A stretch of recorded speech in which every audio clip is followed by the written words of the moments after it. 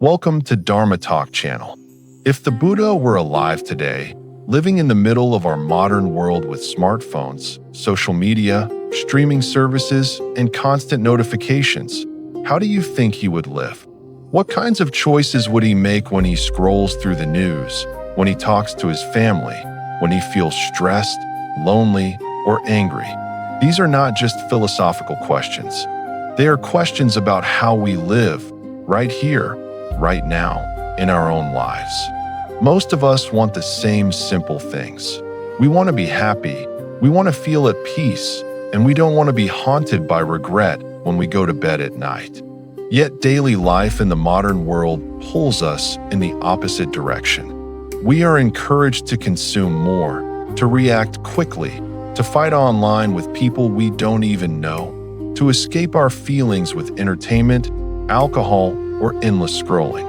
In the middle of all this, the Buddhist teachings can seem very old, almost like they belong to another planet. But if we look more closely, we see something very surprising. The core of his ethical teaching, the 5 precepts, are not outdated at all. They are actually a very clear and practical guide for how to live sanely in a world that feels insane. In this talk, I want to invite you to imagine the 5 precepts not as strict religious rules or commandments, but as 5 gentle trainings, 5 commitments we make to ourselves in order to protect our own heart and the hearts of others. In the Buddhist tradition, these are called Panca Sila in Pali. Sila means ethical conduct or virtue, but we can also understand it as a kind of inner alignment, living in a way that does not create inner conflict. When our actions, our speech, and our intentions are lined up, the mind naturally becomes calmer and more stable. When they are not aligned, we may feel restless, guilty, or divided inside, even if on the outside everything looks fine. The 5 precepts are very simple on the surface. Not killing, not stealing, avoiding harmful sexual behavior, not lying, and not using intoxicants that cloud the mind. Many people hear this list and think, I already know that. Don't kill, don't steal, don't lie. That's basic. But the Buddha was not just giving us basic social rules. He was pointing to a deep insight. Whenever we harm others, we are also harming ourselves. Whenever we cloud our mind, we are cutting ourselves off from wisdom. Whenever we speak untruth, we break trust, both with others and with ourselves. So each precept is like a mirror. It reflects back to us the quality of our heart in every moment. As you listen to this talk, you do not need to be a Buddhist. You do not need to have any particular belief. You can simply take these precepts as experiments, as questions. What happens if I live this way? What happens if I gently train myself not to harm, not to take what is not given, not to misuse my sexuality, not to lie, and not to intoxicate my mind? Do I feel more free or less free? Do I feel more alive or more restricted? The Buddha always encouraged people to test his teachings in their own life, like a goldsmith testing gold. So in this session, we are going to walk through each precept together and look at it through the lens of modern life. We will ask, what does not killing mean in an age of online bullying and environmental crisis? What does not stealing mean when so much of what we take is digital and invisible? What does sexual responsibility look like in the world of dating apps and online pornography? What does truthful speech look like in a culture of fake news and curated online identities? And what does it mean to avoid intoxication when our biggest addiction may not be alcohol, but our phones? My invitation to you is simple. Listen with a soft heart. You do not need to agree with everything. Just see which parts resonate, which parts feel like a reminder you already knew deep inside. Maybe there is one precept that is already strong for you, and another that is asking for more attention. By the end of this talk, I will invite you to choose just one small step, one practical way to bring these ancient teachings into your very modern day. For now, just sit comfortably, breathe naturally, and let the words of the Dharma touch you in their own way. When we talk about ethics or moral rules, many people immediately feel a kind of resistance inside. Maybe you feel it too. It can sound like religion trying to control you, or like someone else telling you how you should live. So before we go into each of the 5 precepts, it's important to understand who they are really for and why they matter in our world right now. In the Buddha's time, the precepts were not created as a tool for judging other people. They were offered as a gift for anyone who wanted less suffering and more peace. They were given especially for lay people, for ordinary men and women living in the world with jobs, families, relationships, and responsibilities. Not just for monks and nuns in a monastery, but for people like you who deal with bills, deadlines, arguments, and everyday stress. The Buddha understood that most people are not going to leave everything behind and meditate in a forest. So he gave a path that can be walked right in the middle of daily life. The key word here is training. A precept is not a commandment from a higher power saying, "If you break this, you are bad." It is a training that we choose, out of our own wisdom and our own aspiration. When you take on a precept, you are basically saying to yourself, "I want to live in a way that reduces harm and increases clarity. I will probably make mistakes, but I'm willing to practice." This is a very different feeling from obeying rules out of fear, guilt, or shame. The Buddha again and again invited people to look at their own experience and see what leads to more freedom and what leads to more bondage. Think about your own life for a moment. When was the last time you did something that went against your own values? Maybe you lied to avoid conflict. Maybe you said something cruel because you were angry. Maybe you did something in a relationship that you knew wasn't really honest. Or maybe you drank or used something to numb your feelings and later regretted what you said or did. How did you feel afterward? Most of us know the feeling of regret very well. The mind spins the memory again and again. There is a heaviness in the chest, a sense that we betrayed ourselves in some way. The Buddha's genius was to see that inner peace is not just about thinking positive thoughts or having a spiritual belief. Inner peace is very closely tied to how we live. If our actions keep hurting others or ourselves, we cannot relax deeply inside. There will always be a part of us that is on the run, trying not to look at what we have done. But when our actions become more aligned with our heart, something very simple and powerful happens. We can rest in ourselves. We don't need to run away from our own mind anymore. In a modern world like ours, this becomes even more important. We are constantly exposed to comparison, competition, and noise. Social media pushes us to create a perfect image. News cycles feed us fear and outrage. Marketing tells us we are incomplete, that we should buy more, do more, be more. In this environment, it is very easy to get lost, to act from impulses, to say and do things that do not come from our deepest wisdom. The 5 precepts are like 5 anchor points that keep you from being blown away by the winds of this world. They are not designed to make your life smaller. They are designed to give you a clear, safe space inside your own heart. When you commit, for example, to not lying, you may still face difficult situations. You may sometimes struggle, but slowly, you build a life where people can trust your word and where you trust yourself. When you commit to not intoxicating your mind, you may feel uncomfortable feelings more directly, but you also gain a new kind of strength and clarity. Each precept is like that, a trade. You trade short-term escapes for long-term freedom. It is also important to remember that the precepts are not about perfection. The Buddha never said, "You must be perfect before you are worthy." He understood deeply that human beings are learning, changing, and growing. When you take the precepts seriously, you will see your own patterns more clearly. Sometimes that can be painful because you begin to notice things that you previously ignored. But this honesty is actually a sign of progress, not failure. To see clearly is already to be on the path. So who are the 5 precepts for? They are for anyone who is tired of hurting themselves and others. They are for anyone who wants a mind that can sleep at night without being chased by regret. They are for anyone who wants their spiritual practice to be real, not just words or ideas. You can be a Buddhist, a Christian, a person of any faith or no faith at all, and still benefit from practicing these trainings. They are simply expressions of basic human wisdom. Do not harm. Be honest. Respect others. Speak truthfully. Keep your mind clear.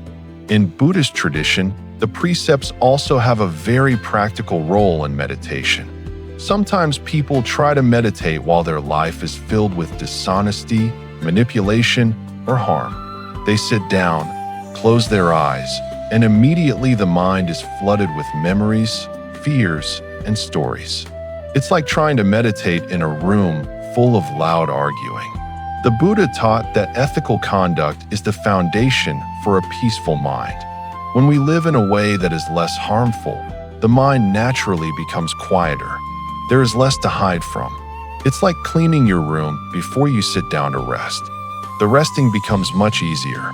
If you live in a modern city or in a busy environment, you might think, "This sounds beautiful, but my life is too complicated. I have work, I have kids, I have debts, I have people who are difficult and unfair."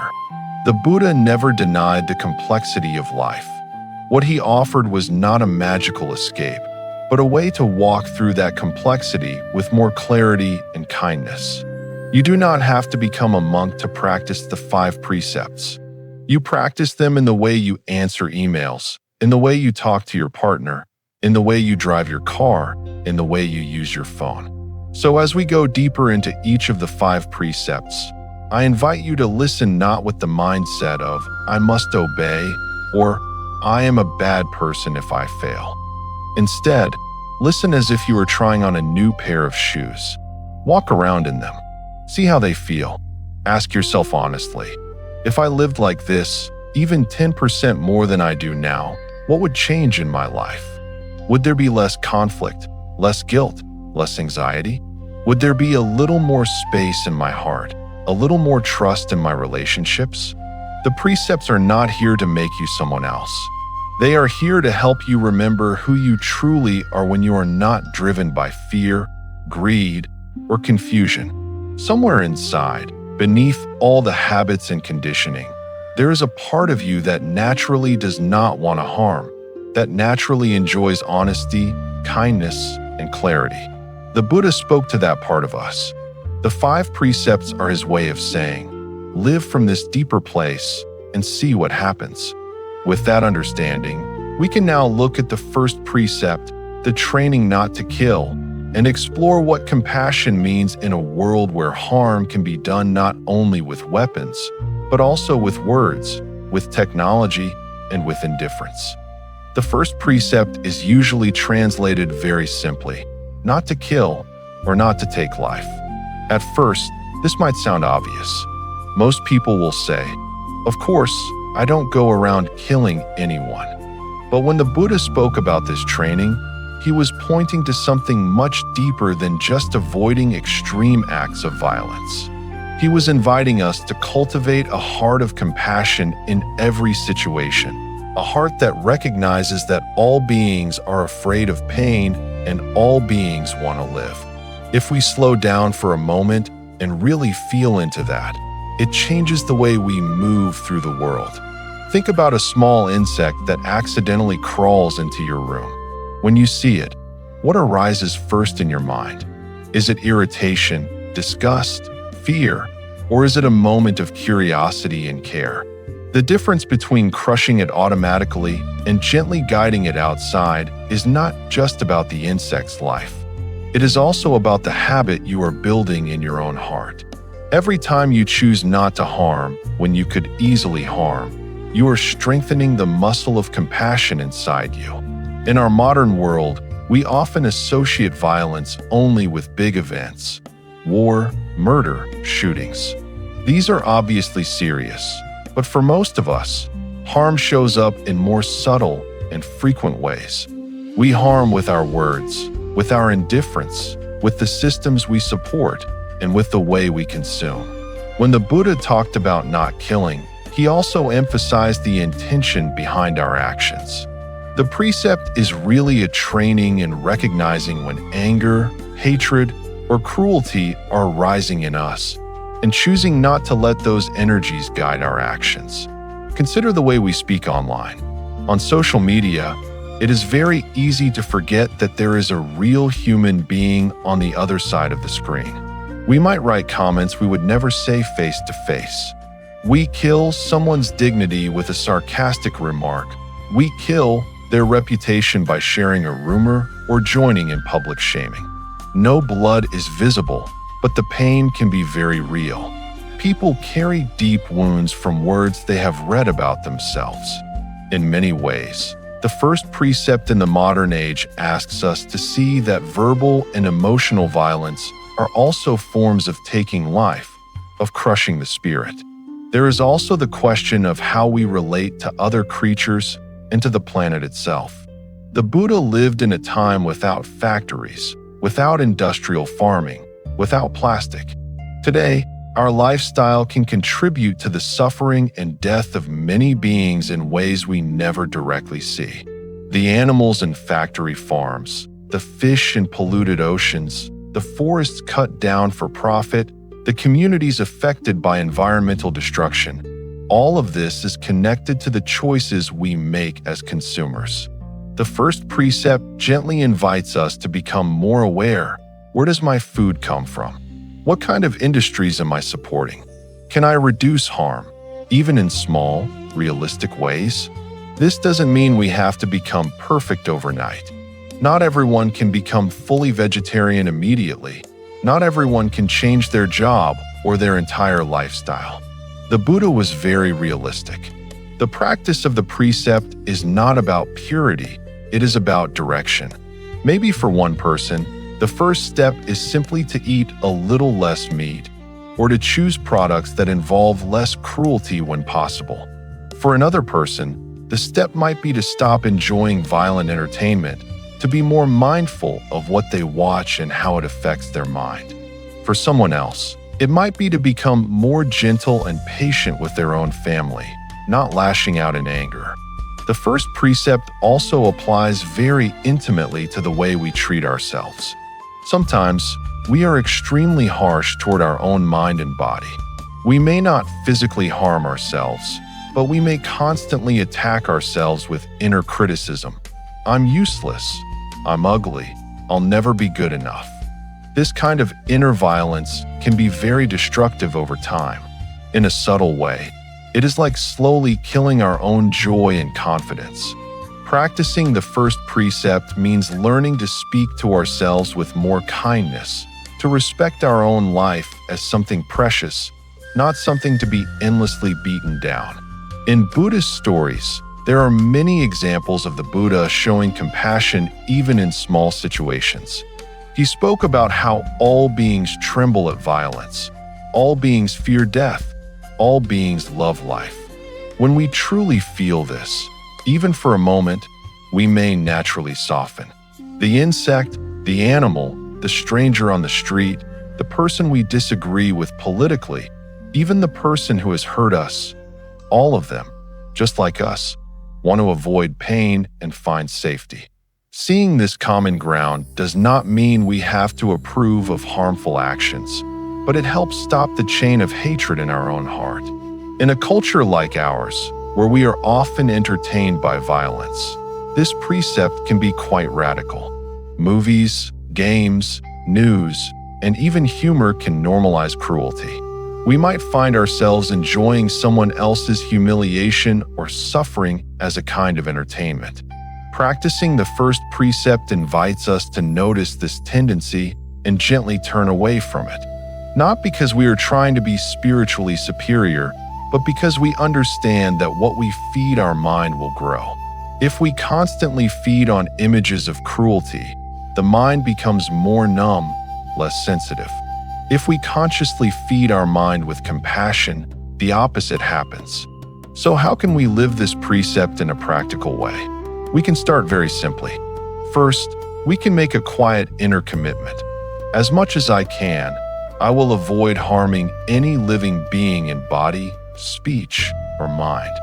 Then we can look at daily situations. When we are annoyed, can we pause before we explode at someone? When we are about to say something sharp, can we feel our breath, feel the impact it might have, and choose a softer word? When we see news about suffering in the world, can we allow ourselves to feel compassion instead of just scrolling past? We can also bring mindfulness to the small lives around us: plants, insects, animals. Maybe we decide to rescue a spider instead of crushing it. Maybe we speak more gently to our pets. Maybe we spend a little time in nature, remembering that we are part of a larger web of life, not separate from it. Even these tiny gestures, when done with awareness, become powerful training in nonviolence. For many people, one very concrete step is to choose at least one day a week to live more consciously with this precept, eating more kindly, speaking more gently, acting more carefully. You might call it a compassion day. Over time, this attitude begins to spread into the rest of your life. The point is not to be perfect, but to keep moving in the direction of greater harmlessness. When we begin to live like this, something changes inside. There is a subtle lightness, a sense of being less burdened. We know, at the end of the day, that we have tried not to harm. Even if we made mistakes, we are aware of them and we learn from them, instead of justifying them or ignoring them. This gives the heart a kind of quiet joy, a clean feeling that supports meditation and inner peace. The first precept, then, is not just don't kill.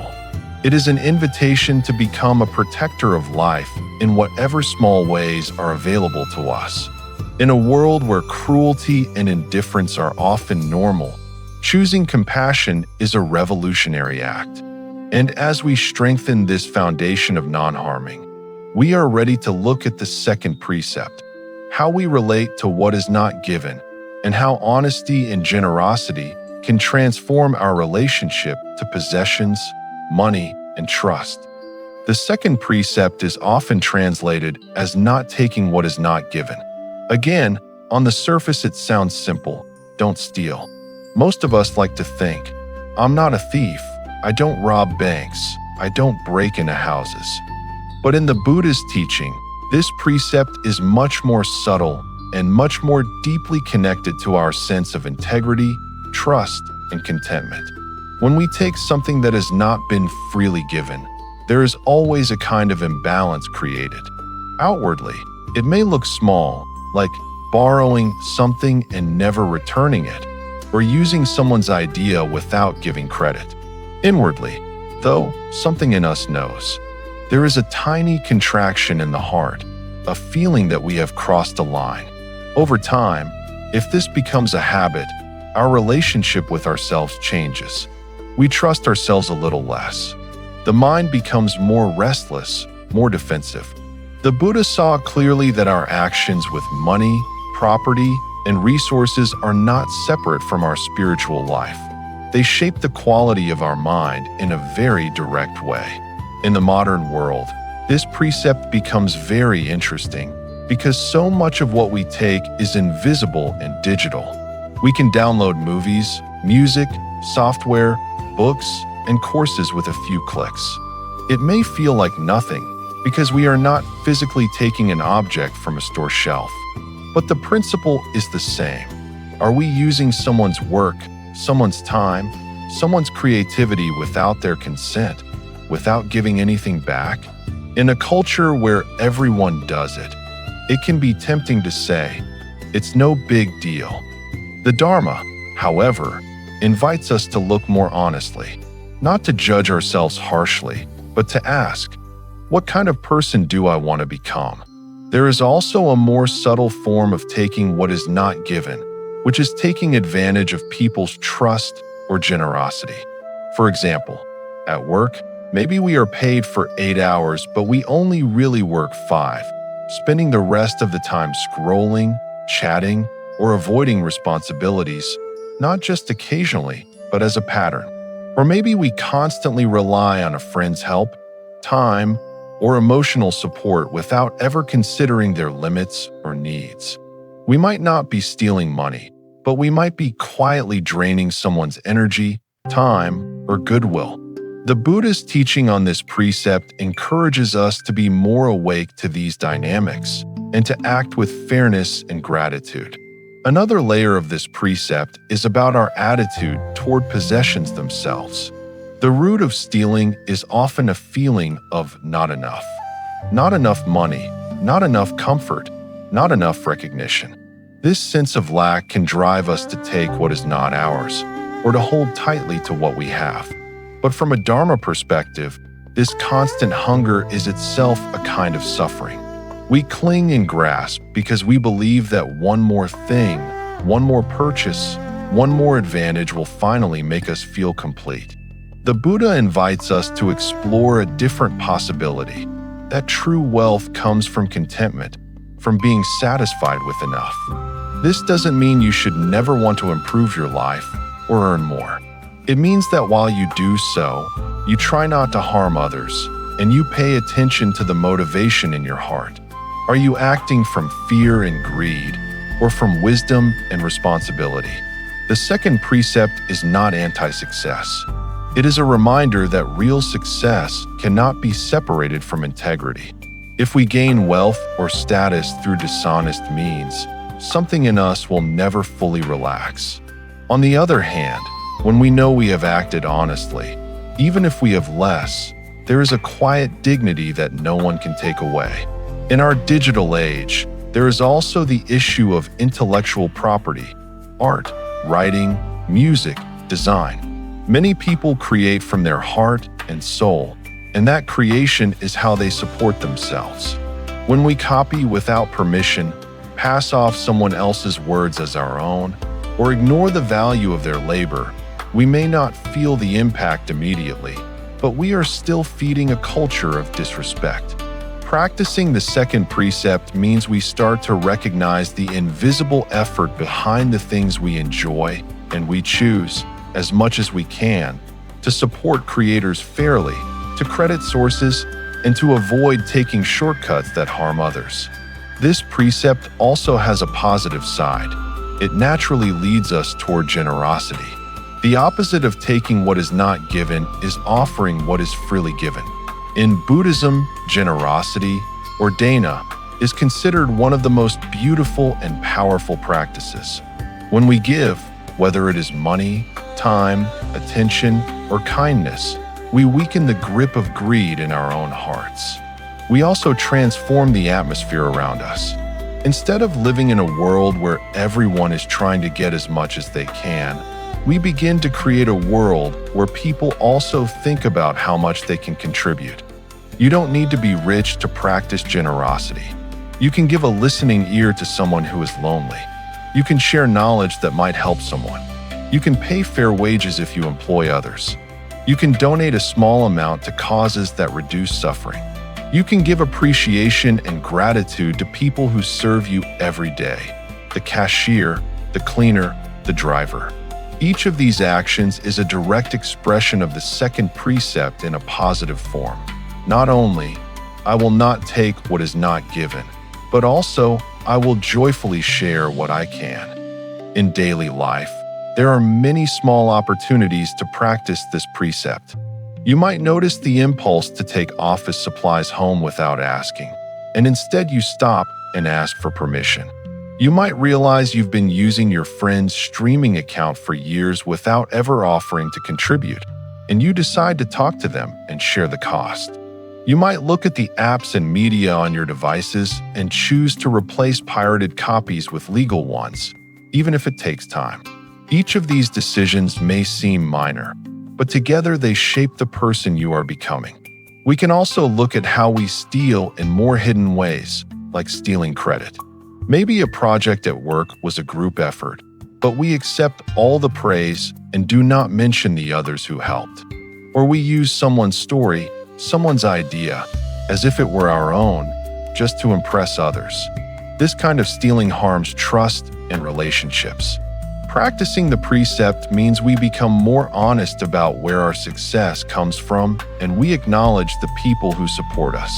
When we share credit, our achievements feel cleaner, lighter, and more deeply connected to others. It's important to remember that the Buddha did not teach this precept to make us feel ashamed about every mistake. He knew that human beings live in complex systems, and sometimes we are forced to make difficult choices. The point is not to obsessively judge every tiny action, but to gradually orient our life toward greater honesty and fairness. When we realize we have taken something that is not ours, the practice is not to drown in guilt, but to recognize it clearly, feel the discomfort, and then take steps to correct it if possible. Maybe we apologize, maybe we return what we took, maybe we change our behavior going forward.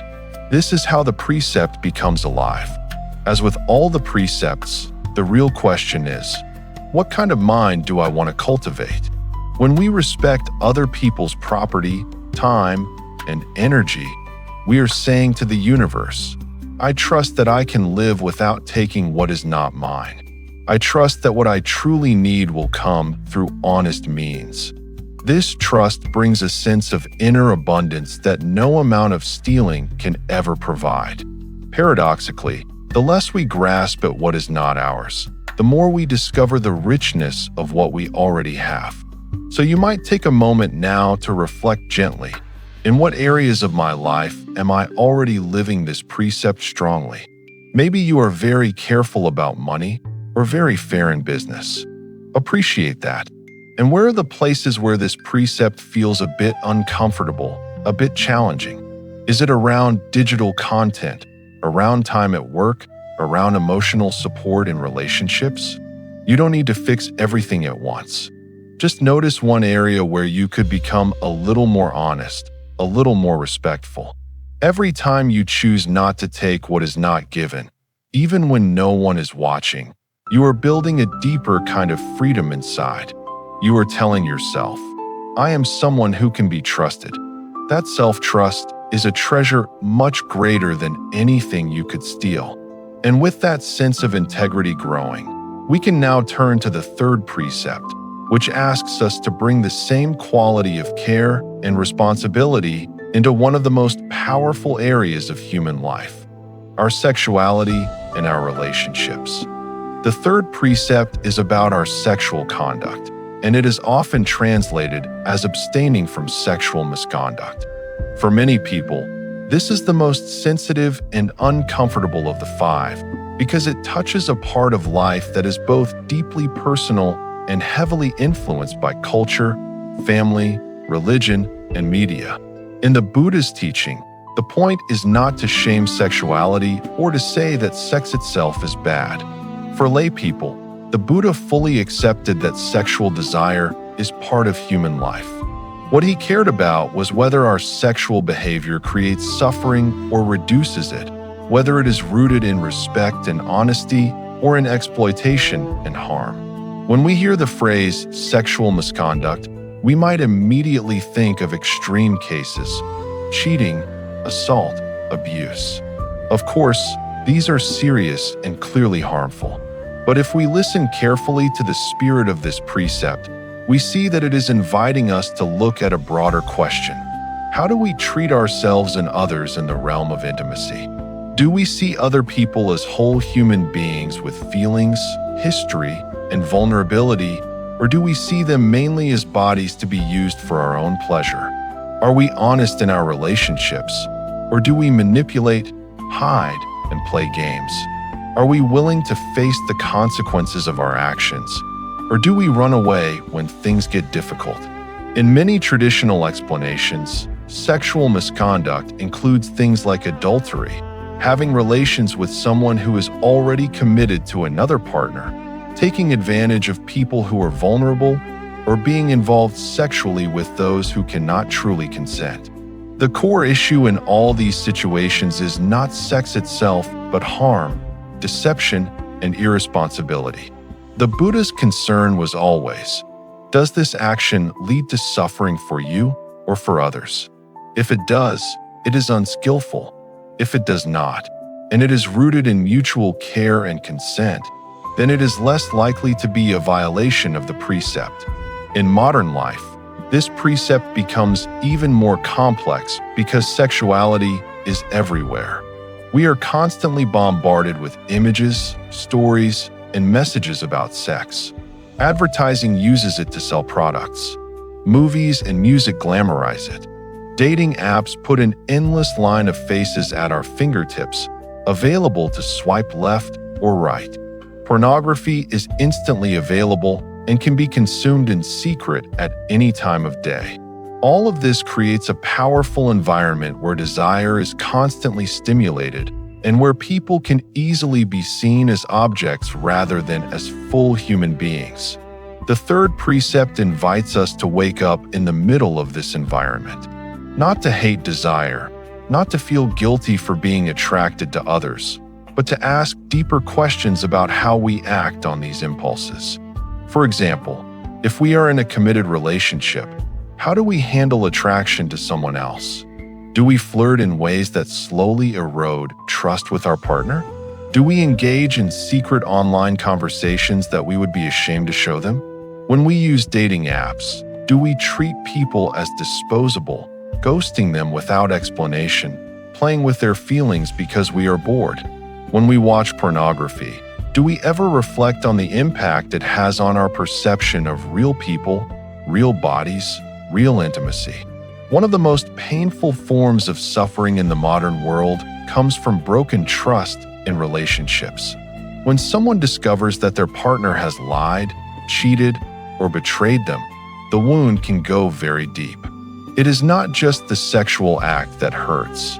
It is the deception, the feeling of being used, the loss of safety. The Buddha's teaching on this precept is very practical here.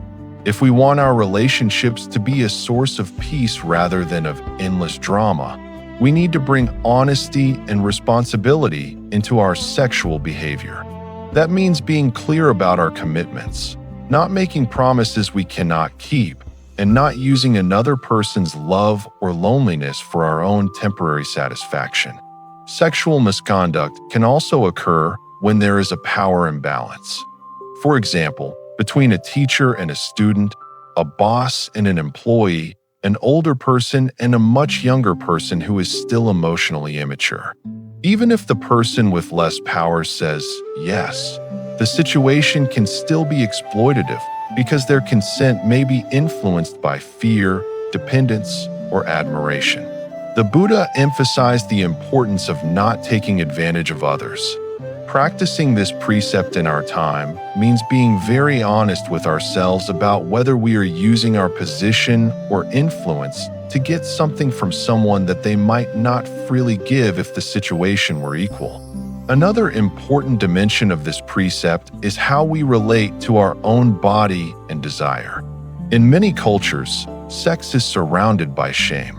People are told that their natural feelings are dirty or sinful, and this can create deep confusion and self-hatred. The Buddha's approach was more compassionate. He saw desire as a natural force, but one that can easily lead to suffering if it's not understood and wisely guided. The practice is not to pretend we have no desire, but to become more mindful of it. We can notice when desire arises, how it feels in the body, what thoughts it creates, and what actions it pushes us toward. With mindfulness, we gain a little bit of space. Instead of being dragged around by lust, we can choose how to respond. In the context of porn and constant sexual stimulation, this can be challenging. Many people find themselves using sexual content as a way to escape stress, loneliness, or boredom. Afterwards, they may feel empty, ashamed, or disconnected. The third precept encourages us to ask, is this habit bringing me closer to genuine intimacy, or is it pulling me further away from it? Is it helping me to see people more clearly, or is it training my mind to treat bodies like objects that exist for my pleasure? There is no need to judge ourselves harshly, but there is a great opportunity to be honest and, if needed, to seek help and support to change patterns that are clearly causing distress. From the perspective of Dharma, healthy sexuality is rooted in respect, consent, honesty, and care. You could say that the third precept is a commitment to never use another person's body without also respecting their heart. It is a promise to recognize the humanity of the person we are attracted to consider their well-being, their situation, their relationships, not just our own desires.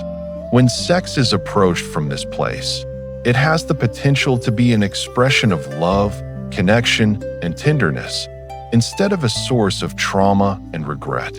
If you are in a long-term relationship, practicing this precept might mean having difficult but honest conversations about boundaries, expectations, and needs.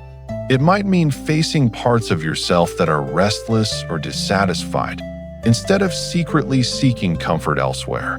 If you are single, it might mean being clear with the people you date about your intentions, not leading them on, not pretending you want something serious when you only want something casual.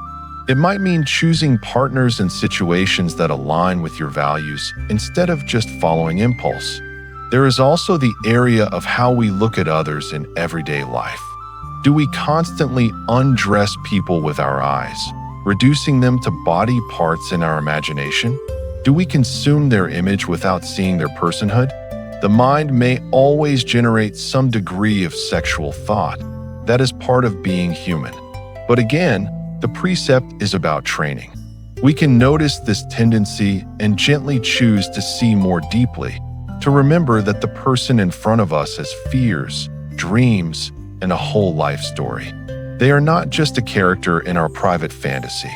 As with the other precepts, there is a positive side to this one as well.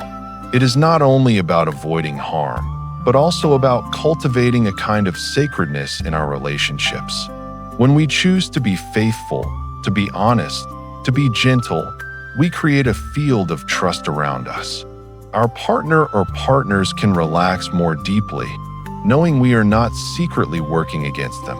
We can relax more deeply, knowing we are not hiding or living a double life. This stability in our intimate life supports our spiritual practice in a powerful way. It's hard to meditate when we are tangled in lies and secrets.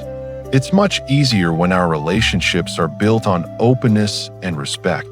If you look back at your own life, you might see places where your sexual behavior has brought pain to yourself or to others. Most adults have some regret in this area. It is very common. The Buddhist path does not ask us to carry that regret like a heavy stone forever. Instead, it invites us to use it as medicine. When we truly feel the sorrow of the harm caused, without self-hatred, our heart naturally wants to do better next time. We can acknowledge our mistakes, seek forgiveness where appropriate, and then renew our commitment to the precept with more wisdom. So how can you begin to practice this precept more consciously right now, in your ordinary American life, with all its pressures and temptations? You can start by asking a few honest questions. Am I using anyone, emotionally or physically?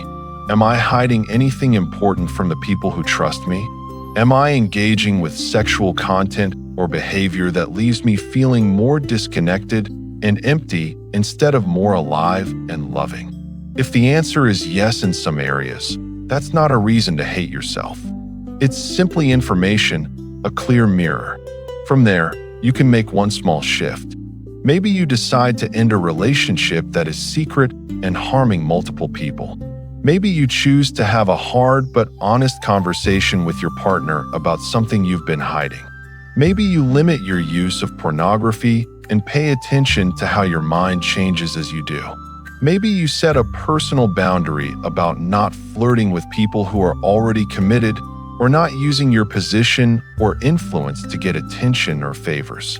One step at a time, you align your sexual life more closely with your deepest values. The Buddha's teaching is always compassionate, even when it challenges us. The third precept is not meant to suppress your humanity, but to protect your heart and the hearts of others from unnecessary pain.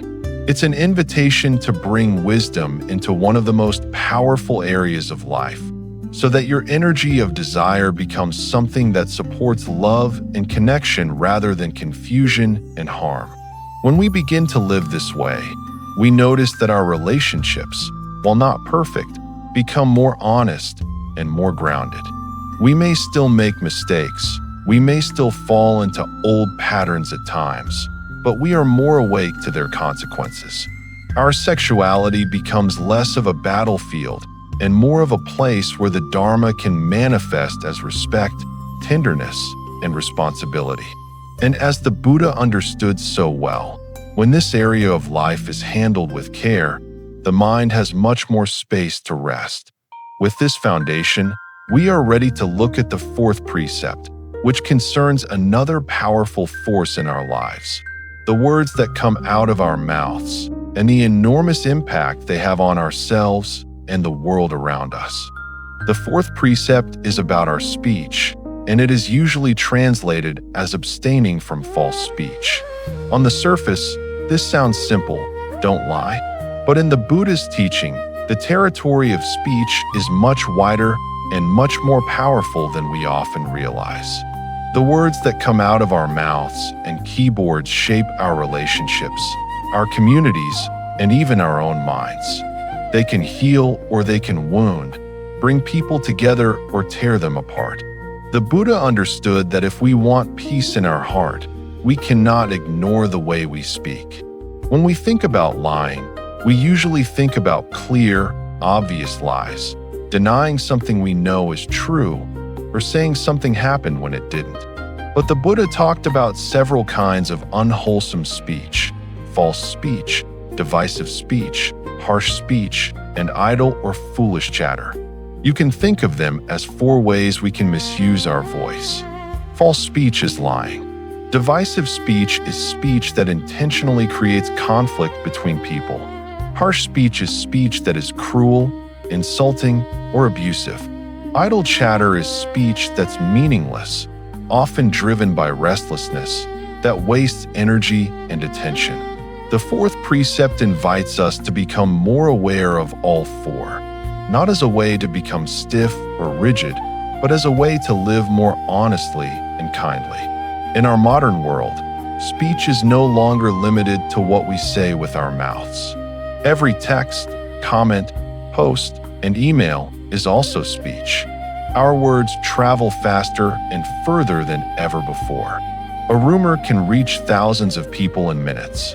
A careless joke can damage someone's life. A piece of misinformation can spread panic or hatred. That means our responsibility is greater too.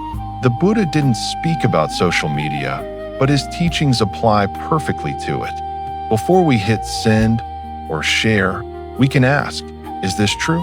Is it beneficial? Is it kind? Is it necessary? Let's start with simple lying. Most of us don't consider ourselves liars, but if we look closely, we may see many moments of distortion. We bend the truth to make ourselves look better, to avoid embarrassment, to escape consequences. We exaggerate our achievements.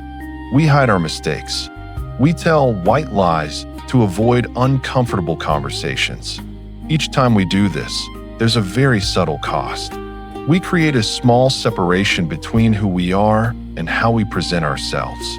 Over time, these small separations can add up, and we may begin to feel that no one really knows us, not even ourselves. The Buddha emphasized that truthful speech is a foundation of trust. When people know that your words are reliable, their hearts can relax around you. They don't have to guess whether you're being honest. When you know that your own words are reliable, you also relax. You don't have to keep track of different stories you told. You don't have to worry about being exposed. There is a deep, quiet freedom in being a person whose speech lines up with reality. But truthfulness in the Dharma is not just about facts. It also includes the intention behind our words.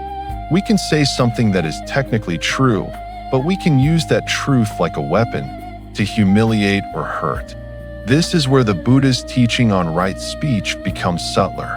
He encouraged us to speak what is true, but also what is beneficial, spoken at the right time, with a mind of goodwill.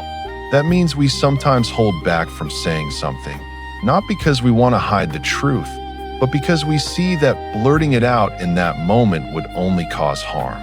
Divisive speech is another powerful area. This is when we speak in a way that sets people against each other.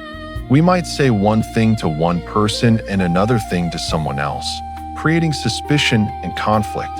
We might pass along gossip that we're not even sure is true, just because it feels exciting to share. We might break confidences, repeating things that were told to us in trust.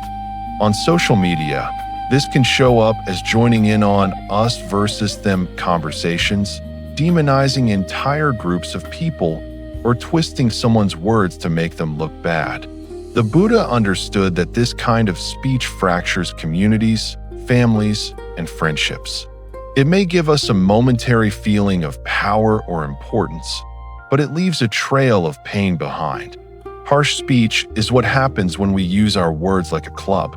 It can be obvious, yelling, insulting, cursing at someone. But it can also be more refined, sarcasm, mockery, subtle put-downs wrapped in humor. In American culture, sarcasm and roasting are often normalized, even celebrated. But the Dharma invites us to look beneath the surface. When we call someone names or make them the butt of a joke, what effect does it have on their heart? What effect does it have on ours? The Buddha compared harsh speech to throwing hot coals. Before they burn anyone else, they burn our own hand. Every time we speak from anger or contempt, we are also strengthening those qualities in ourselves.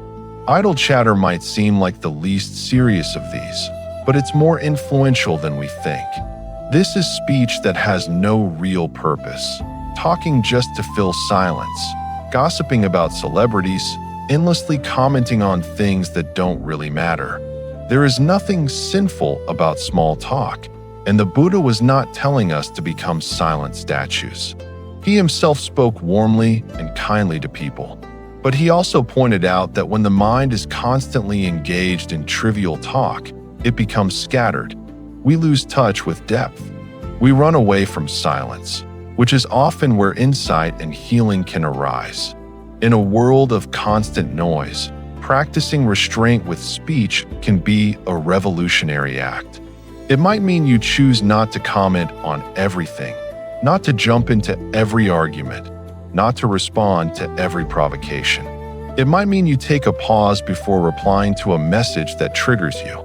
It might mean you allow some silence in conversations instead of forcing it to be filled. This doesn't make you cold. In fact, it can make your presence more powerful because when you do speak, your words are more intentional and more fully inhabited. So how do we actually live this precept in practical terms? One helpful guideline, famous in many Buddhist circles, is to ask yourself 4 questions before you speak. Is it true? Is it beneficial? Is it the right time? Is it spoken with a kind heart? You may not be able to satisfy all 4 perfectly every time, but simply pausing to consider them already changes the quality of your speech. Instead of reacting automatically, you become a little more conscious, a little more awake. For example, imagine you hear a rumor about a coworker. You feel the urge to tell another friend because it feels interesting. Before speaking, you can ask, "Do I know this is true? Will repeating this actually help anyone? Is this the right moment? Am I speaking from care or from excitement, boredom, or jealousy?" If you see that your motivation is not wholesome, you can gently choose to stay quiet. In that moment, you are directly practicing the 4th precept. Another powerful area is social media. Before posting or sharing, we can apply the same questions. Am I sure this information is accurate? What is the intention behind my post? Am I trying to get attention, to prove I'm right, to attack someone, to belong to a certain group? Or am I genuinely trying to offer something helpful, honest, and kind? The internet gives us the illusion that we can say anything without consequence. But from a Dharma perspective, there is no such thing as just online. Every word we type shapes who we are. Sometimes, practicing this precept means making repairs when we have used speech unskillfully. If we realize we have lied to someone, we can find the courage to go back and correct it if it is safe and appropriate to do so. If we have spoken harshly and hurt someone, we can apologize sincerely, not just to smooth things over, but to acknowledge their pain. If we have spread gossip, we can go to the people we spoke to and clarify the truth. These actions may be uncomfortable in the short term, but they free the heart. Instead of carrying a hidden burden, we face what we've done and align ourselves again with honesty. It's also important to bring this precept inward to the way we talk to ourselves. Many of us have an inner voice that is constantly criticizing, blaming, or insulting us. You're stupid. You're worthless. You'll never change. If we spoke to a friend the way we speak to ourselves, they would probably walk away. Practicing right speech includes recognizing that this inner commentary is also speech and that we can choose to relate to it differently. When we notice an attacked thought, we can ask, is this actually true? Is it necessary? Is it kind? Usually, the answer is no. Then we can gently let it go or replace it with something more truthful and compassionate. The positive side of the fourth precept is beautiful. It's not just do not lie, but also speak truth in a way that heals. Our words can become a source of comfort, clarity, and encouragement. When someone is suffering, we can choose words that acknowledge their pain and remind them of their strength. We can use our voice to stand up for those who are treated unjustly, not by attacking others with hatred, but by speaking firm and clear truth grounded in goodwill. We can share wisdom, poems, stories, and jokes that lighten the heart without putting anyone down. We can give sincere appreciation often, telling people the good we see in them while they are still alive to hear it. Think for a moment about people in your life whose words have stayed with you in a good way. Maybe a teacher who believed in you, a friend who said, "I'm here for you," a family member who apologized honestly, a stranger who offered an unexpected kindness. Those moments are not small. They can literally change the direction of someone's life. The fourth precept invites you to become that kind of person for others, to use your speech as a gift, not as a weapon. Of course, no one does this perfectly. You will still snap sometimes, still say things you regret, still fall into gossip or exaggeration. The point is not to become a saint overnight, but to become more and more aware. Each time you notice, that was not skillful, you have an opportunity. You can pause, breathe, feel the discomfort, learn from it, and try again. Over months and years, this attention to speech slowly transforms the way you relate to others. Trust grows. Conflicts become easier to resolve. Your presence becomes safer, more reliable. In a very real sense, the fourth precept is about aligning our outer voice with our inner heart. When we speak truthfully and kindly, we are less split inside. There is a sense of wholeness. This wholeness supports meditation, because when we sit down to be quiet, we are not haunted by so many words we wish we could take back. Our mind can settle more easily. Our conscience is clearer. So as you go about your life, at home, at work, online, in public spaces, you can carry this simple intention. May my words be true, kind, and useful. You won't always succeed, but just holding that intention changes you. It moves you closer to the Buddha's way of being in the world, where speech becomes a vehicle for compassion rather than confusion. With a foundation of non-harming, honesty in our actions, responsibility in our sexuality, and care in our speech, we come to the fifth precept, which looks at something very immediate in modern life. The things we put into our body and mind that cloud our awareness, from alcohol and drugs to the endless intoxications of our digital age. The fifth precept is often worded as abstaining from intoxicants that lead to heedlessness. In the Buddha's time, that mainly meant alcohol and certain drugs. The concern was simple and very practical. When the mind is clouded, we are much more likely to break the other precepts. We say things we never meant to say. We hurt people we care about. We take risks we would never take when sober. The Buddha was not interested in controlling people for its own sake. He was deeply interested in protecting clarity, because clarity is the doorway to wisdom and compassion. In our modern world, this precept is as relevant as ever, maybe even more. We still have alcohol and drugs, but we also have many new forms of intoxication. Compulsive phone use, social media addiction, binge-watching shows all night, endless gaming, sugar and junk food, shopping, gambling, pornography.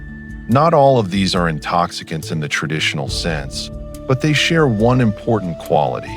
They can pull us away from our present moment awareness, numb us to our feelings, and make us careless with our actions. They lead to a kind of inner fog. We may not be legally drunk, but we're not truly awake either. The Buddha used the word heedlessness to describe this state. It means a mind that is not paying attention, not watching what it's doing, easily swept away by impulse. When we are heedless, we are like someone driving a car while staring at their phone. Maybe nothing bad happens for a while, but the risk is always there. One moment of inattention can cause lasting harm. The fifth precept is an invitation to live more like a careful driver, present, alert, respecting the power we hold in our hands. For many people, alcohol is the first thing that comes to mind. In many American social settings, drinking is normal. It's how people relax after work, how they connect at parties, how they celebrate. There is a huge cultural story that says, this is how you have fun. This is how you deal with stress. This is how you loosen up. The Dharma doesn't deny that alcohol can feel pleasant or that it can temporarily reduce tension, but it asks us to look honestly at the full picture. How do we feel the next day? How does it affect our mood, our health, our relationships over time?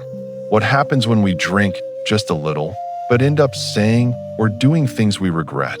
Maybe you've had the experience of waking up after a night of drinking with a hazy memory and a sinking feeling. What did I say? Did I text someone I shouldn't have? Did I embarrass myself? That feeling is not just physical. It's also moral and emotional. We know that our ability to choose wisely was compromised.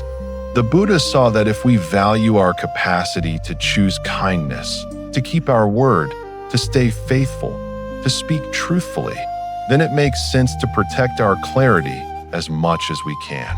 Of course, people have different relationships with alcohol. Some can drink occasionally without much trouble. Others find that once they start, it's hard to stop. Some use it as a tool to cope with trauma, anxiety, or loneliness. The fifth precept is not a weapon to judge others with. It's a mirror to look at ourselves. We can gently ask, is this substance helping me live in line with my values, or is it pulling me away? Do I still have a real choice, or has this become a habit that controls me? Beyond alcohol, there are other drugs, legal and illegal, that cloud the mind. Some people use marijuana to relax, some use pills to escape pain, some experiment with psychedelics. Again, the Buddha's concern is not with labels, but with effects. Does this make me more present, more compassionate, more able to keep the precepts? Or does it make me more careless, more self-centered, more likely to harm? When the mind is altered, even in ways that feel spiritual, we can mistake vivid experiences for lasting transformation. The Dharma encourages us to cultivate insight through steady practice rather than through substances that we cannot always control. Then there are the modern intoxicants that we don't usually think of as spiritual issues at all. Think about your phone. How many times a day do you check it? How quickly do you reach for it when you feel bored, anxious, or lonely? How often do you scroll long past the point where you are actually enjoying anything?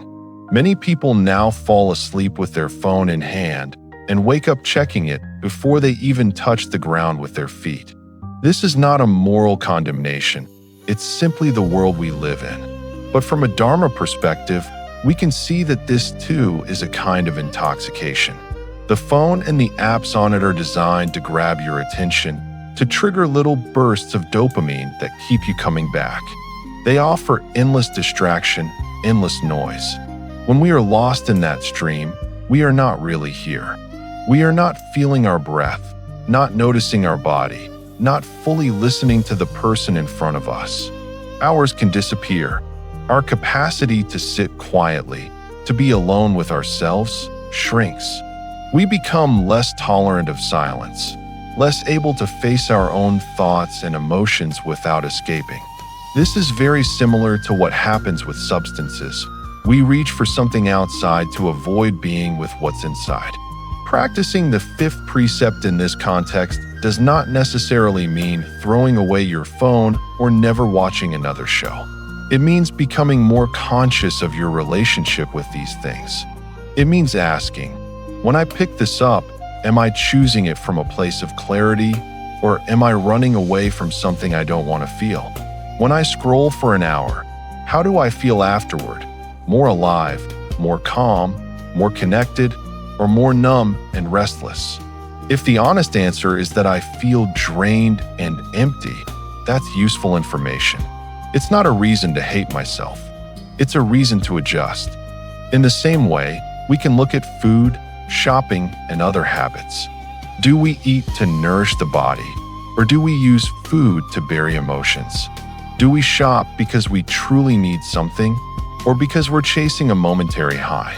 Do we gamble, either in casinos or online, chasing the rush of risk? All of these can become intoxicating patterns. What they have in common is this: for a short time, they take us away from discomfort. For a longer time, they tend to increase our suffering. The fifth precept, then, is not don't ever touch anything enjoyable. It is a training in valuing clear awareness more than temporary escape. It is a statement of trust in our own capacity to face life as it is. When we commit to reducing or avoiding intoxicants, we are saying, I am willing to be here, sober, fully present, with my joy and my pain. I don't want to live my life half asleep. For people who struggle with addiction, this precept can be especially challenging, but also especially powerful. Addiction is not a moral failure. It is a complex condition of the body and mind. The Dharma's response is compassion plus wisdom. Compassion, because there is already enough shame. Wisdom, because we see clearly that this pattern is destroying our freedom. In such cases, practicing the fifth precept might mean reaching out for help, support groups, therapy, medical care, spiritual community. It might mean admitting, I cannot control this on my own. That admission is not weakness. It is the beginning of real strength. For others, the practice might be gentler, setting clear boundaries, like not drinking at home alone or limiting screen time after a certain hour. It might mean having 1 or 2 digital Sabbath evenings a week where we put devices away and simply read, meditate, talk, or rest. It might mean paying attention to what we consume mentally as well as physically, the news we watch, the videos we binge, the conversations we engage in. We can ask, does this clear my mind or cloud it? One helpful way to explore this precept is to experiment. You don't have to sign a lifetime contract. You can try a period of sobriety or reduced use and observe what happens. For example, no alcohol for a month, no social media after 8 p.m., no phone in the bedroom, no binge watching on weekdays. During that time, you can watch your mind with curiosity. What emotions arise when you don't have your usual escape? Boredom, anxiety, loneliness, restlessness? Can you stay with those feelings, breathe with them, maybe meditate with them, instead of immediately numbing them? This is deep Dharma practice. As you do this, you may discover something surprising. Many of the feelings you were afraid of are not as solid as they seemed. They rise, peak, and fall like waves. When you don't run from them, they lose some of their power. At the same time, new kinds of joy may appear. Simple joys that don't require intoxication. The taste of food when you're actually hungry, the peace of a quiet morning, the satisfaction of reading a good book fully, the warmth of a real conversation without distractions, the sweetness of going to bed clear-headed and waking up refreshed. The Buddha understood that a clear mind is a precious treasure. It is the ground from which insight, compassion, and deep concentration can grow. If we constantly fog that mind with substances or distractions, we are robbing ourselves of our own potential. The fifth precept is a way of honoring that potential. It is a way of saying, "My awareness is sacred. I will protect it." Of course, there will be times when we slip back into old habits. We have a drink we didn't plan to have. We lose an evening to scrolling. We binge on something we promised ourselves we would reduce. In those moments, the practice is not to sink into self-hatred. It is to notice clearly. This is what it's like when I become heedless. This is the cause. These are the effects. We feel the hangover, the fogginess, the regret, not as punishment, but as information. From there, we renew our intention. The precept is a training, not a test. Every time we stand back up, our commitment becomes a little deeper. When we look at all 5 precepts together, we can see how the fifth one supports the others. It's much harder to keep from killing, stealing, misusing sexuality, or lying when we are intoxicated or deeply distracted. Clarity and mindfulness are like the guardian at the gate. When they are present, we notice the urge to harm, and we have a chance to choose differently. When they are absent, the urge rushes past us and takes over. By respecting our own clarity, we are indirectly protecting everyone around us as well. So you might take a moment now and gently reflect. What are my intoxicants? They might be obvious, like alcohol or drugs, or more subtle, like my phone, certain websites, certain foods, certain habits. How do they affect my mind, my relationships, my ability to live by my values? Or might I be ready to take one small step toward more clarity? Maybe it's as simple as leaving the phone in another room during meals, or choosing one night a week to be completely sober and offline. The specifics are up to you. The spirit of the precept is the same. Cherish your awareness. As we begin to live this way, less violent, more honest, more respectful in sexuality, more careful with speech, more protective of our clarity, something gradually shifts inside. We start to feel that our life is pointing in a consistent direction. Our actions, words, and intentions line up more often. We still make mistakes, but we're less confused about the path we're on. The 5 precepts become not just rules we try to follow, but expressions of who we are becoming. In the final part of this journey, we'll step back and look at how these precepts work together as a living path, not a rigid cage. We'll explore how to hold them with a soft heart, how to work with guilt and regret when we fall short, and how to let them guide us gently, day by day, through the beautiful and difficult realities of modern life. By now, we've walked through each of the 5 precepts one by one. Not killing, not taking what is not given, avoiding harmful sexual conduct, speaking truthfully and kindly, and protecting our clarity from intoxicants. If you've listened to all of this, you might feel inspired, but you might also feel a little overwhelmed. Maybe you're remembering times you hurt someone with your words, or cheated in a relationship, or took something that wasn't yours, or got drunk and did things you regret. Maybe part of you is thinking, "It's too late for me. I've already broken all of these." If that's coming up for you, I want to say this very clearly. The Buddha did not offer the 5 precepts as a way to condemn you. He offered them as a path into greater freedom, starting exactly where you are right now. The Dharma is not interested in creating good people and bad people. It is interested in relieving suffering. That includes your suffering about the past, your suffering about the present, and your fear about the future. When we first encounter the precepts, it's very common to look back over our life and feel a wave of guilt or shame. The mind might replay scenes like an old movie. That argument, that betrayal, that night you drank too much, that lie you told, that moment you turned away from someone who needed you. These memories can hurt, but they are not here to torture you. They are a sign that your heart is sensitive, that you care. If you truly didn't care, you wouldn't be listening to a Dharma talk about ethics. The key is how we hold these memories. The Buddha never recommended beating ourselves up again and again. That just adds another layer of suffering on top. Instead, he encouraged a process that is both honest and deeply kind. First, we acknowledge what happened. We don't sugarcoat it. We don't make excuses. We don't blame others for our own choices. We simply say, "Yes, I did that. This is the truth." Then, we feel appropriate regret, not self-hatred, but a sober recognition that caused harm. I would not want to do that again.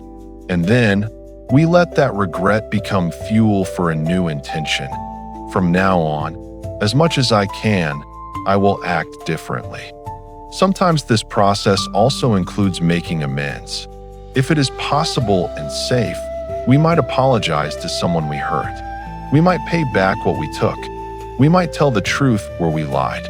But sometimes, the person is gone, or the situation has changed, or reaching out would cause more harm. In those cases, we can still make amends in our heart by dedicating our future actions to healing. We can choose to treat others with the care we wish we had offered before. We can practice generosity, honesty, and compassion in the present moment as a way of honoring the pain of the past. In this way, the 5 precepts are not a test you either pass or fail. They are more like a compass. No matter where you are, no matter how far you've wandered, you can always pick up the compass and ask, which way is north? You might discover that you're facing in the opposite direction. That's okay. The important thing is that now you know. You can turn, even a little. You can take one step, and then another. It's also important to remember that the precepts are not meant to make your life small and joyless. From the outside, it can look like they are all about no, don't do this, don't do that. But if you look more deeply, you see that each no is actually protecting a deeper yes. When you refrain from killing, you are saying yes to compassion, yes to the preciousness of life. When you refrain from stealing, you are saying yes to honesty and trust. When you refrain from harmful sexuality, you are saying yes to respect and real intimacy. When you refrain from harmful speech, you are saying yes to connection and understanding. When you refrain from intoxicants, you are saying yes to clarity and presence. In modern life, we are constantly told that freedom means doing whatever we want, whenever we want, as long as we can get away with it. But the Buddha points to a different kind of freedom, the freedom that comes from not being driven by every impulse, not being controlled by anger, greed, fear, or habit. That freedom doesn't feel like chaos. It feels like alignment. It feels like being able to look at yourself in the mirror or sit quietly with your own mind and not be at war with yourself. If you live in a busy American city or a noisy household, you might wonder, how do I actually practice these precepts in my real life? I still have to go to work, pay bills, raise kids, deal with difficult people. I can't just sit on a cushion all day. And you're right, but that's exactly where the precepts shine. They are designed for real life, not for some ideal spiritual bubble. You practice the first precept when you choose to respond to your child with patience instead of yelling. You practice it when you choose not to crush an insect, when you decide to eat a bit more kindly, when you speak up for someone being bullied. You practice the second precept when you're honest on your taxes, when you give credit to others, when you decline to download something illegally even though no one would know. You practice the third precept when you send that text saying, "I need to be honest. This situation doesn't feel right to me," instead of leading someone on. You practice the fourth precept when you pause before gossiping, when you apologize for harsh words, when you tell the truth even though it's uncomfortable. You practice the fifth precept when you put the bottle down, when you leave your phone in another room, when you sit quietly with your feelings instead of drowning them in noise. You don't have to wait for some perfect spiritual retreat to live the Dharma. Every email, every conversation, every choice about what to watch or consume is a chance to practice. Most of these are tiny moments that no one else will ever see, but they all add up. They all leave traces in your heart. Because the precepts are a training, it can be helpful to approach them with curiosity rather than heaviness. You might treat them as experiments. What happens if I try living this way for a week? Choose one area of your life where you feel ready to take a step.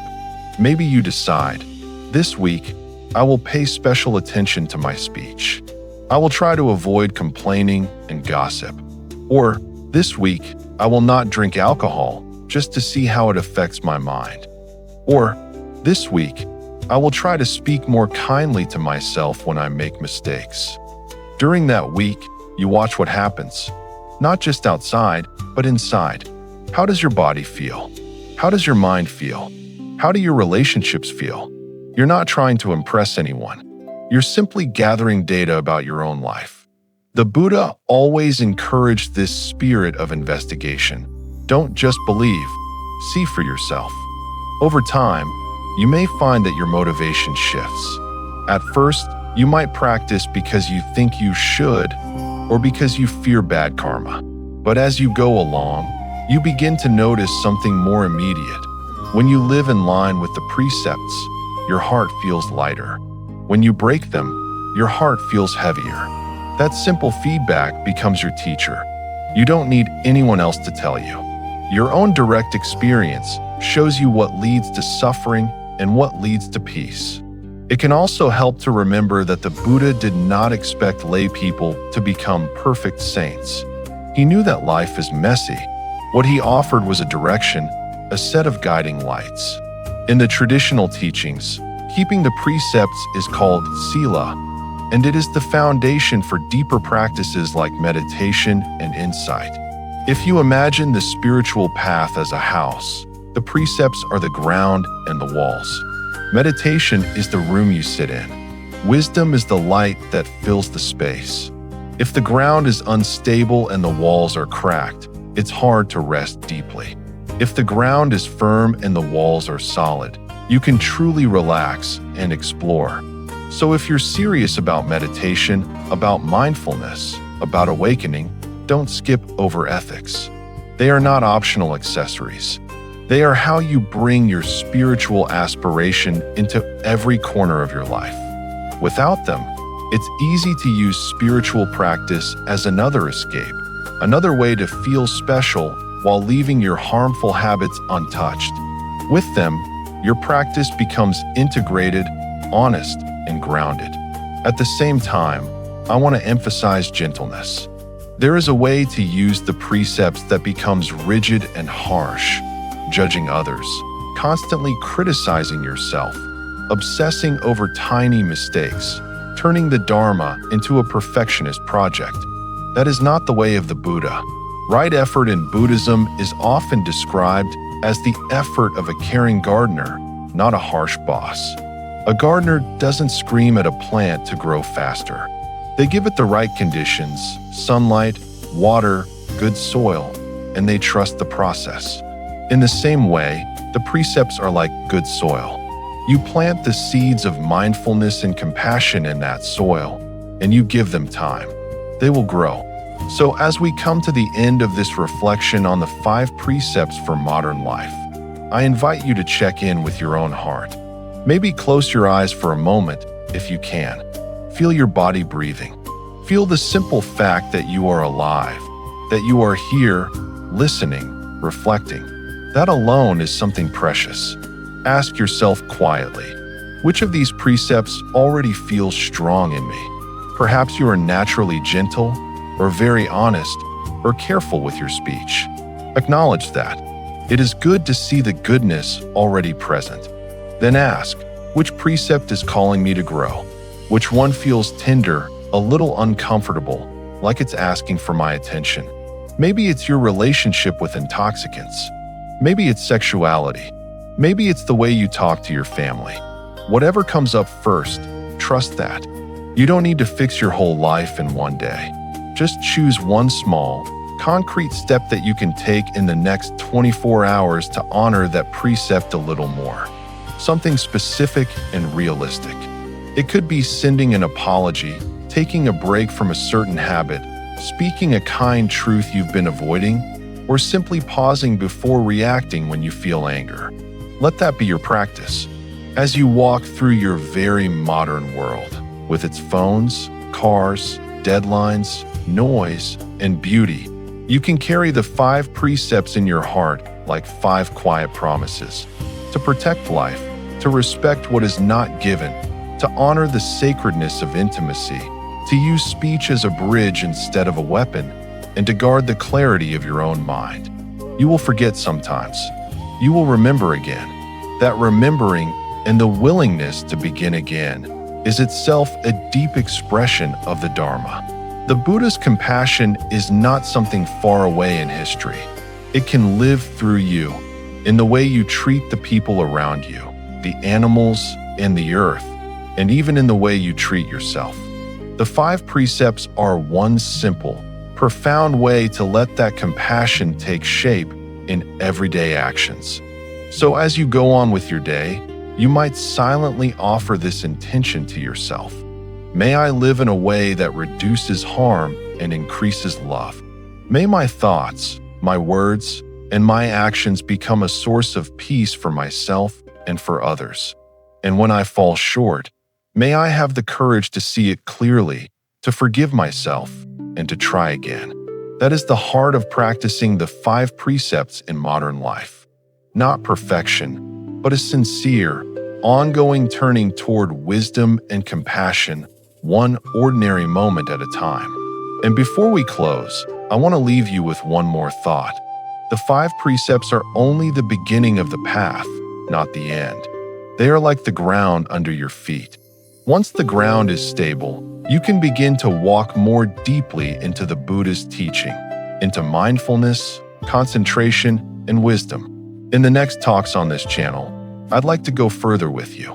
We'll explore how to actually train the mind through meditation, how to bring mindfulness into ordinary moments like washing the dishes, driving, or scrolling your phone, and how the Buddha's teachings on things like the Noble Eightfold Path can guide us through anxiety, anger, and confusion in a very concrete way. The precepts help us live more cleanly. Meditation helps us see more clearly. Together, they support a life that's not just less painful, but more meaningful, more awake, and more loving. If this reflection on the 5 precepts has touched something in you, I invite you to stay with this journey. You can subscribe to the channel, share this talk with someone who might be struggling, or leave a comment about which precept you're working with right now. Your engagement doesn't just help the channel, it also helps you make a quiet commitment to your own practice. Until our next talk, may you be safe, may you be well, may you be at ease. May the seeds of intention you've planted today grow into wise choices, gentle speech, and a clear, courageous heart. And when we meet again, we'll continue walking this path together, step by step, bringing the timeless Dharma into this very modern life.